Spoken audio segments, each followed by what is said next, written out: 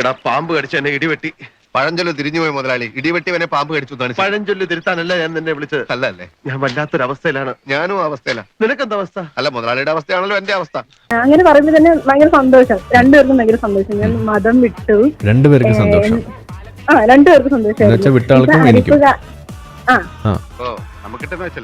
എനിക്കിപ്പോ നിങ്ങൾ പറയുന്നതിനോട് എനിക്ക് തലയാട്ടാവോ?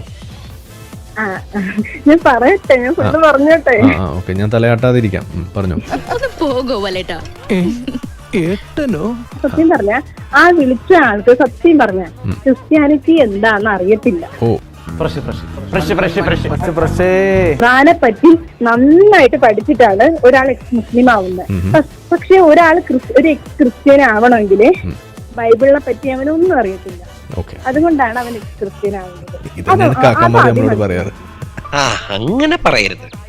ഏതെങ്കിലും ഒരു വാക്യം കാണിച്ചു തരാൻ പറ്റുമോ? ഞങ്ങള് പെന്തക്കോസ്തുകാര് മത തീവ്രവാദികളാണെന്ന് ഞാൻ പെന്തക്കോസ്ത.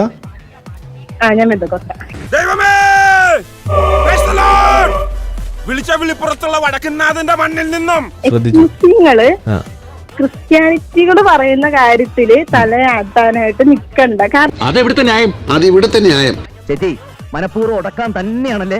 അങ്ങനെ ബൈബിൾ ശരിക്കും നന്നായിട്ട് അറിഞ്ഞ ഒരാൾ ഒരിക്കലും ക്രിസ്ത്യാനിറ്റി വിട്ടു പോകത്തില്ല. ഇത് തന്നെയാണല്ലോ കാക്കാമാരോട് തന്നെ പറയുന്നത്. അതായത് നിങ്ങൾ ഇസ്ലാമിനെ കുറിച്ച് നന്നായിട്ട് അറിഞ്ഞാൽ ഒരിക്കലും ഒരാൾ ഇസ്ലാമിൽ നിന്നും പോകില്ല. ഇതാണ് അവരെന്നോട് പറയുന്നത്. അങ്ങനെ വരാൻ വഴിയില്ലല്ലോ. പക്ഷെ അങ്ങനെ വന്നല്ലോ. നിങ്ങൾ എന്തിനാ വെറുതെ വിളിച്ച് ക്രിസ്ത്യാനിറ്റിക്ക് ഊക്ക് വാങ്ങിച്ചു കൊടുക്കുന്നത്? ഞാൻ ക്രിസ്ത്യാനിറ്റിയെ വിമർശിക്കുന്ന ഒരു പണിയല്ലല്ലോ ഞാനോട് ഇരിക്കും. ഞാൻ ഇവിടെ കോയാ കോളിംഗ് അല്ലായിരുന്നു, കുഞ്ഞാട് കോളിംഗ് അല്ലല്ലോ. നമ്മുടെ ഭാഗത്തുനിന്ന് അങ്ങനെ ഒന്നും ഉണ്ടാവില്ല. പക്ഷെ നമ്മളെ ചെറിയാൻ വന്നാൽ നമ്മൾ ഇതന്നെയല്ലേ ഉസ്താദന്മാരും പറയണത്. ആരിഫ് ഇങ്ങനെ പറഞ്ഞാൽ ഇത് മുസ്ലിങ്ങൾക്കും പ്രത്യേകിച്ച് മറ്റു മതത്തിലുള്ള ആളുകൾക്കും ഇസ്ലാമിനെ കുറിച്ച് തെറ്റിദ്ധാരണ ഉണ്ടാകും എന്നല്ലേ ഇവിടുത്തെ വെളിച്ചെണ്ണ ഉസ്താദന്മാർ പറയുന്നേ? അല്ലേ അല്ലേ അല്ലേ കൂട്ടരെ അല്ലേ? ഇതെല്ലാം ചെല്ലപ്പന്റെ ഒരു തമാശയല്ലേ സാർ? നിങ്ങൾ പറഞ്ഞതും ഈ വെളിച്ചെണ്ണ ഉസ്താദ് നമ്മളെ ഉണ്ണാക്കൻ ബാസില് ഇവരൊക്കെ പറയുന്നത് ഒരേ സാധനം തന്നെയല്ലേ? എനിക്ക് മാത്രമല്ല സാറേ, ഇവിടെ നിൽക്കുന്ന കംപ്ലീറ്റ് ആൾക്കാരുടെ വിചാരം അതാണ്. ഇപ്പൊ ക്രിസ്ത്യാനിറ്റിയിൽ അടിമയെ വെക്കാൻ പറയുന്ന ഒരു സാധനം, അത് നിങ്ങൾ ഈ പറയുന്ന ബൈബിളിൽ എഴുതി വെച്ചത് നിങ്ങൾ കണ്ടിട്ടില്ലേ? നീ മേടിച്ചോ? പുതിയ നിയമത്തിൽ എവിടെയാണ് അടിമയെ? അതെ, പുതിയ നിയമം മാത്രമേ നിങ്ങൾ എടുക്കുള്ളൂ. അതിപ്പോ ഓരോ കീഴ്വഴക്കങ്ങളാവുമ്പോ അങ്ങനെയല്ല. പക്ഷെ പഴയ നിയമത്തിലുണ്ടെങ്കിൽ എടുക്കോ? പഴയ നിയമം പുതിയ രണ്ടായിട്ട്. അതെ, പഴയ നിയമം നിങ്ങൾ എടുക്കോ? പഴയ നിയമം എടുക്കും, പക്ഷെ കൂടുതൽ എടുക്കുന്ന പുതിയ നിയമം. കൂടുതൽ എടുക്കാൻ കുറച്ചെടുക്കാൻ കാരണം തീ പിടിക്കുമ്പോ ബീഡി കത്തിക്കല്ലേ. അത് കഴിഞ്ഞിട്ട് പുതിയ നിയമത്തില് യേശു കർത്താവ് ഭൂമിയിൽ പഴയ നിയമം തള്ളിയെന്ന് ഞാൻ പറഞ്ഞില്ല. അപ്പൊ പിന്നെ ആ കാലഘട്ടം എന്ന് പറഞ്ഞാൽ എന്താണ്? സത്യം ഞാൻ തുറന്നു പറയട്ടെ, എനിക്കൊന്നും അറിയില്ല. ശരി, പഴയ നിയമത്തില് കുറെ കാര്യം, പഴയ നിയമത്തില് ആൾക്കാർക്ക് ഒരുപാട് ഭാര്യമാരൊക്കെ ഉണ്ടായിരുന്നു. പഴയ നിയമത്തിൽ ആൾക്കാർക്ക് ഒരുപാട് ഭാര്യയുടെ കാര്യമല്ല ചോദിച്ചത്, ഞാൻ ചോദിച്ചത് അടിമയുടെ കാര്യമാണ്. ഇത് വലിയ പുലിവാലായല്ലോ. അപ്പൊ പഴയ നിയമത്തിൽ അടിമ ഉണ്ടായിരുന്നോ ഇല്ലേ? അത് ആദ്യം പറയും. ഉണ്ടായിരുന്നു.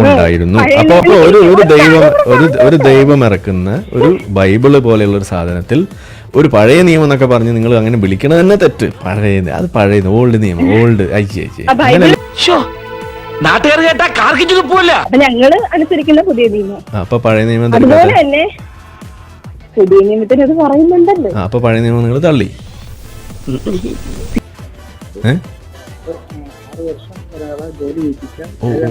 ലൈഫ് ലൈൻ ഒക്കെ ഉണ്ടല്ലേ?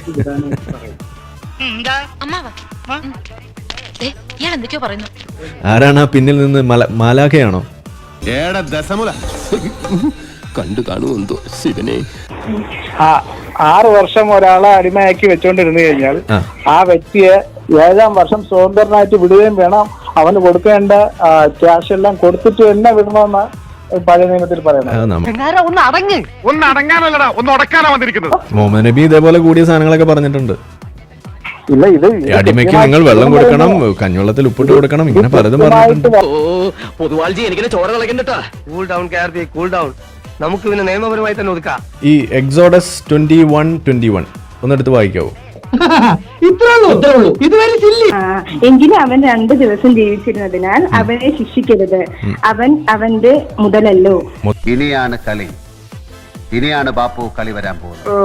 സ്വന്തമായിട്ട് ഒരു For the business slave ചെയ്യാൻ പോലും is the മറ്റൊരാളുടെ owner's business ചെയ്യുമ്പോൾ property. അവർക്ക് അവരുടെ അടിമയെ പോലെ തന്നെയാണ് ഇപ്പൊ ഏറ്റവും കൂടുതൽ അടിമയെ പോലെ. IT കമ്പനികളിലൊക്കെ ചെയ്യുന്നത് അറിയില്ലേ? അതെങ്ങനെയാ അടിമയെ പോലെ ആവുക? വേണ്ട വേണ്ട സ്നേഹ എവിടെ വർക്ക് ചെയ്യുന്നത്? സ്നേഹ പഠിച്ചോണ്ടിരിക്കുന്നു, എന്താ പഠിക്കണേ? LLB. LLB പഠിച്ചിട്ട് എവിടെ ജോലിക്ക് കയറിയ? ഒരു കോർപ്പറേറ്റ് സെക്ടറിൽ കയറി എന്ന് വിചാരിക്കാം. എന്ത് സങ്കല്പിച്ചാ മതി. റിലയൻസിൽ കയറി എന്ന് വിചാരിക്കാം. അംബാനിയുടെ അടിമയാണോ? എങ്കിലും അവർക്ക് വേണ്ടി ജോലി ചെയ്യുന്നത് അംബാനിയുടെ അടിമയാണോ? സ്നേഹ അംബാനിയുടെ അടിമയായിരിക്കും. അതൊന്നും പറഞ്ഞാൽ നിനക്ക് മനസ്സിലാവത്തില്ല. പിന്നെ കവിതകളും മറ്റുമാറി. അങ്ങനെയല്ല, അത് അംബാനിക്ക് സ്നേഹയെ ആവശ്യമുള്ളപ്പോൾ ലൈംഗികമായിട്ട് ഉപയോഗിക്കാൻ പറ്റുമോ?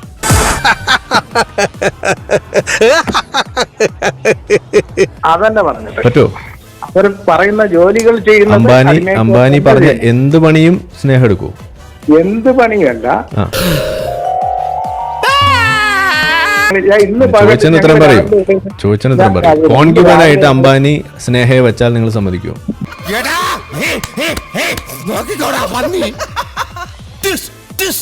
ലൈംഗികത മാത്രം അത് ലൈംഗികതയുടെ പ്രശ്നം തന്നെയാണ്. നിങ്ങൾ മുഹമ്മദ് നബിയുടെ 6 വയസ്സും അടിമയെ പൂശിയ കഥയല്ലേ നിങ്ങൾ പറയാറ്? നമ്മൾ ചോദിക്കുന്നത് അത് തന്നെയാണ്. നിൻಗೆ ನನ್ ಬಗ್ಗೆ ಗೊತ್ತಿಲ್ಲ ನನ್ ಹಂದಿ ಮಗನೇ.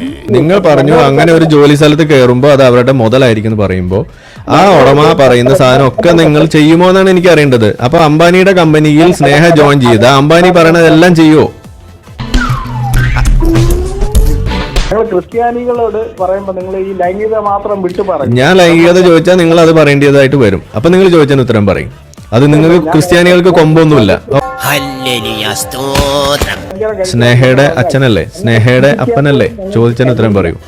ഇത്രയും വലിയ ഗതികെട്ടവൻ ഈ ലോകത്ത് വേറെ ആരെങ്കിലും ഉണ്ടാവും എന്റെ കർത്താവേ? അംബാനി തെണ്ടിത്തരം പറഞ്ഞാൽ തിരിച്ചു പറയാനുള്ള അവകാശം ഈ പറയുന്ന സ്നേഹയ്ക്ക് ഉണ്ടാവില്ല. എന്നാൽ ഇന്നത്തെ ഇവിടുത്തെ കോർപ്പറേറ്റ് നിയമത്തിൽ അംബാനി ഒരു തെണ്ടിത്തരം കാണിച്ചാൽ അതിലെ തൊഴിലാളിക്ക് കോടതിയിൽ പോകാം. ആ പറഞ്ഞതാണ് ശരി. വെളുപ്പിക്കുകയാണ് നിങ്ങൾ ചെയ്യണത്. അല്ലെങ്കിൽ നിങ്ങൾ പറയും അംബാനിയുടെ കൂടെ കിടക്കാൻ പറഞ്ഞാൽ നിങ്ങളുടെ മകളെ നിങ്ങൾ വിടുവോ? അത് അടിമയല്ലേ? അവിടെ പോയാൽ അത് ഓക്കെ ആണ് എന്ന് നിങ്ങൾ സമ്മതിക്കുവോ? ഇല്ലല്ലോ. സത്യം പറഞ്ഞ എന്റെ രക്തം തിളച്ചു വന്നതാ. അംബാനിയുടെ കൂടെ കിടക്കാൻ പറഞ്ഞാൽ നിങ്ങളുടെ മകളെ നിങ്ങൾ വിടുവോ എന്ന് ചോദിച്ചപ്പോ ഞാൻ തളർന്നു പോയി റോസി. അംബാനി പറഞ്ഞാൽ നിങ്ങളുടെ കൂടെ മകള് ചെല്ലണം എന്ന് പറഞ്ഞു കഴിഞ്ഞാൽ നിങ്ങൾ മകളെ വിടുവോ? മോള് അംബാനിയുടെ അടിമയല്ല, ചെല്ലു എന്ന് പറയോ നിങ്ങൾ?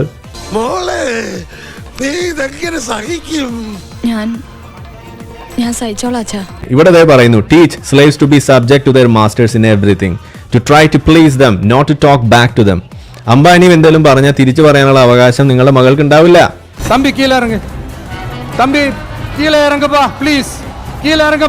അപ്പോ ഞാൻ ചോദിക്കുന്നതാണ്, അവിടെ അംബാനിയുടെ കൂടെ കിടക്കാൻ പറഞ്ഞാൽ നിങ്ങൾ എങ്ങനെ നിഷേധിക്കും? ഇതാണ് ഞാൻ ചോദിക്കുന്നത്.